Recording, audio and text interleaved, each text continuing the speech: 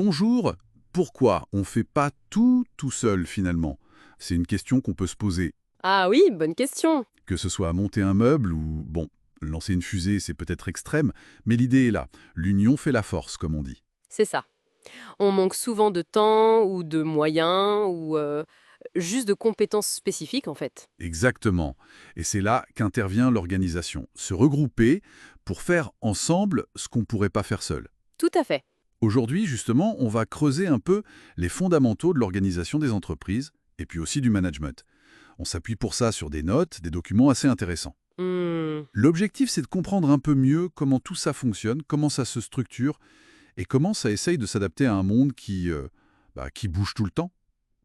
Prête pour cette exploration? Absolument. Alors, pour commencer par la base, une organisation, qu'est-ce que c'est? C'est un groupe d'individus, d'accord, D'accord. qui coordonnent leurs actions et surtout ils mettent en commun des ressources. Ça peut être des compétences, de l'argent, du matériel, tout ça pour atteindre des objectifs communs. Et dans les notes, il y a cette idée de 5 piliers. C'est assez parlant. Oui, c'est une bonne grille de lecture. Il y a la division des tâches, qui fait quoi? La distribution des rôles, qui est responsable de quoi? Un système d'autorité, qui décide, Importance à la décision. essentiel. Un système de communication aussi, pour que l'info circule. Et puis, ce fameux système de contribution-rétribution. Ah oui, ce que chacun apporte et ce qu'il reçoit en échange. Ça doit être un équilibre délicat, ça. Oh que oui, c'est souvent là que les tensions peuvent apparaître, si l'équilibre n'est pas perçu comme juste. Et ces organisations, elles peuvent prendre différentes formes, c'est bien expliqué? Tout à fait. Les notes distinguent trois grands types. D'abord, les entreprises, l'exemple cité c'est TUI.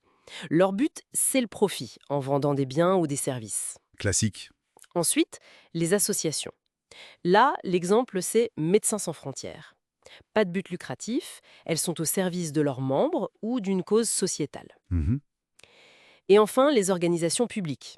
Comme un hôpital, le CHU Brugman est mentionné, elles gèrent des biens communs, l'intérêt général. D'accord, trois logiques différentes. Et si on se concentre un peu sur l'entreprise, qui nous intéresse souvent de près? Oui, alors là, il y a plusieurs façons de la voir. L'économiste, lui, il voit surtout une unité de production. Des inputs, des outputs, la transformation, Une boîte noire, presque? un peu ça. Le sociologue, lui, va plutôt regarder la communauté humaine, les acteurs, les actionnaires, les dirigeants, les salariés. Chacun a ses propres intérêts, ses jeux de pouvoir, c'est une autre lecture. Plus complexe, peut-être? Et puis, il y a la vision systémique, que je trouve très pertinente. L'entreprise comme un système ouvert, c'est-à-dire qu'elle est en interaction constante avec son environnement, elle n'est pas isolée. Et ça nous mène directement aux objectifs. Parce que si elle interagit, c'est pour quelque chose. Les notes insistent bien sur le fait qu'il n'y a pas qu'un seul objectif. Exactement. Fini le temps où l'on disait le seul but, c'est le profit. Enfin, pour l'économiste pur, peut-être encore. Peut-être. Mais pour un dirigeant, c'est souvent la création de valeur pour le client qui prime. Et de plus en plus, la responsabilité sociétale, l'impact sur l'environnement, sur la société. Ça devient incontournable. C'est un vrai numéro d'équilibriste, en fait, de jongler avec tout ça. Tout à fait. Et pour que tout ce petit monde fonctionne ensemble, il faut une structure. Ah, la fameuse structure. Mintzberg est cité dans les sources, une référence en management. Comment il définit ça, la structure, lui? Alors, pour Mintzberg, la structure, c'est simple. Enfin, dans sa définition, hein. C'est l'ensemble des moyens utilisés pour, d'abord, diviser le travail en tâches distinctes, et ensuite, assurer la coordination entre ces tâches. Diviser et coordonner. Logique. Et l'organigramme, alors? L'organigramme, c'est juste la représentation visuelle de cette structure. La carte, comme on disait. Souvent une pyramide, d'ailleurs. Oui, c'est l'image qu'on a tous en tête. Les notes présentent deux structures de base pour illustrer. La structure simple, d'abord. Oui, la structure simple ou entrepreneuriale, on la trouve typiquement dans les TPE, les très petites entreprises, ou les startups. D'accord. C'est quoi ces caractéristiques? Très centralisée autour du patron, du dirigeant, peu de niveau hiérarchique, assez flexible, réactive, mais elle atteint vite ses limites quand l'entreprise grandit. Le patron peut plus tout faire, tout superviser. Logique. Et à l'opposé, on a quoi? La structure fonctionnelle, plutôt pour les PME, les entreprises un peu plus grandes qui ont souvent une seule activité principale, Et là, comment ça s'organise? on divise par fonction, par métier. Un service commercial, un service production, un service financier, RH, etc. Chacun son expertise. Voilà. L'avantage, c'est que tu as des spécialistes dans chaque domaine. C'est efficace pour approfondir les compétences. Mais le gros risque, ce sont les silos. Ah oui, le manque de communication entre les services. Exactement. La coordination repose alors beaucoup sur la direction générale qui doit faire le lien. Et le choix entre ces structures ou d'autres plus complexes, ça dépend de plein de facteurs, la taille, l'environnement, la technologie. Il n'y a pas une seule bonne réponse. D'accord. Structure posée. Mais il faut bien que ça vive, que ça bouge. C'est là qu'intervient le management, j'imagine. C'est ça. La structure, c'est le squelette. Le management, c'est le système nerveux, les muscles, ce qui fait fonctionner l'ensemble. Et comment les documents définissent ce management? Il est présenté autour de 4 grandes missions. Orienter, c'est la stratégie, où on va. Organiser, comment on combine les ressources, les tâches. Piloter, suivre les résultats, la performance. Et contrôler, vérifier qu'on atteint bien les objectifs. C'est assez complet. Et il y a une distinction intéressante avec le leadership. Oui, très importante. Manager, c'est un peu faire, s'assurer que les choses sont faites, que le travail est accompli. C'est l'aspect organisationnel, processus. Ok. Le leadership, c'est autre chose. C'est donner envie de faire. C'est mobiliser les gens, les inspirer, les engager. C'est plus sur l'humain, la vision. Intéressant.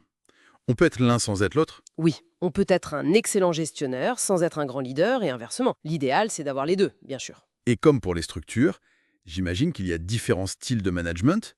Les notes en opposent deux principaux. Oui, pour simplifier, elle contraste le style directif et le style participatif. Le directif, ça sonne assez top-down. C'est ça, très centré sur les résultats, l'efficacité immédiate. Le manager donne des instructions claires, contrôle beaucoup, prend les décisions seul. Il y a souvent un système de récompenses et de sanctions assez marqué, peu d'autonomie pour les équipes. Hmm. Et le participatif, alors? Là, l'accent est mis sur l'échange, la discussion. Le manager cherche à impliquer son équipe, à co-construire les solutions. Attention, ça ne veut pas dire que tout le monde décide de tout. Ah non. Non, en général, le manager écoute, consulte, mais c'est lui qui tranche à la fin.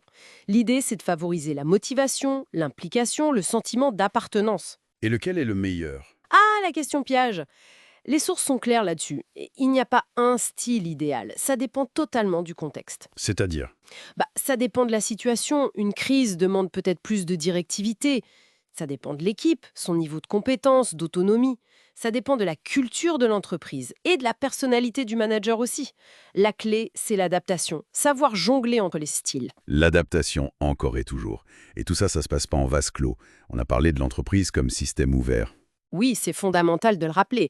L'entreprise, elle baigne dans un environnement qui l'influence énormément. On parle de différents niveaux d'environnement, c'est ça? Exactement. Il y a le micro-environnement, les acteurs proches avec qui elle interagit directement, clients, fournisseurs, concurrents. D'accord. Le méso-environnement, c'est le secteur d'activité, les règles spécifiques à ce secteur, le rôle de l'État dans ce domaine. Mhm. Et puis le macro-environnement. Là, c'est le contexte plus large, économique, social, technologique, écologique, légal. Le fameux PESTEL, pour ceux qui connaissent. Et cet environnement, il est plutôt calme ou agité en ce moment? Plutôt agité, hein. Les notes le décrivent comme de plus en plus turbulent, ça change vite, complexe, plein de facteurs interconnectés, voire hostile, avec une concurrence féroce, des crises. Pas facile de naviguer là-dedans. Qu'est-ce que ça implique pour l'entreprise? Ça l'oblige à être constamment à l'écoute, à surveiller ce qui se passe, à anticiper et surtout à être capable de s'adapter très vite. On parle beaucoup d'agilité aujourd'hui L'agilité, oui. et parfois même elle doit essayer d'influencer cet environnement quand elle le peut. Bref, pour survivre et se développer, c'est une veille et une adaptation permanente. Bon, si on essaye de synthétiser un peu tout ça, après cette exploration de nos sources, L'idée centrale, je dirais, c'est que les organisations, et les entreprises en particulier, sont des systèmes.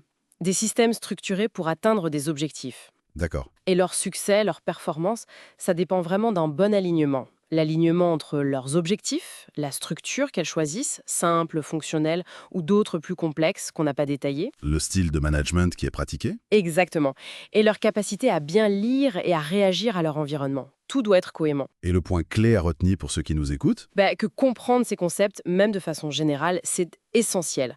Qu'on soit salarié, manager, créateur d'entreprise, ou même juste citoyen qui observe le monde économique, ça donne des clés pour décrypter ce qui se passe. Une grille d'analyse précieuse, comme le disaient les notes. Tout à fait. Et pour finir, peut-être une question pour réfléchir. Les documents mentionnent l'émergence de méthodes comme le lean, l'agilité, qui sont des réponses aux évolutions passées de l'environnement. Oui. Alors, avec les transformations énormes qui arrivent, l'intelligence artificielle qui rebat les cartes, les attentes sociétales de plus en plus fortes, notamment sur le plan écologique et social, comment ces fondamentaux, les structures, les rôles, les managements, vont devoir se réinventer, encore plus profondément peut-être. Vaste question. Ça ouvre des perspectives intéressantes pour l'avenir des organisations. La question reste ouverte.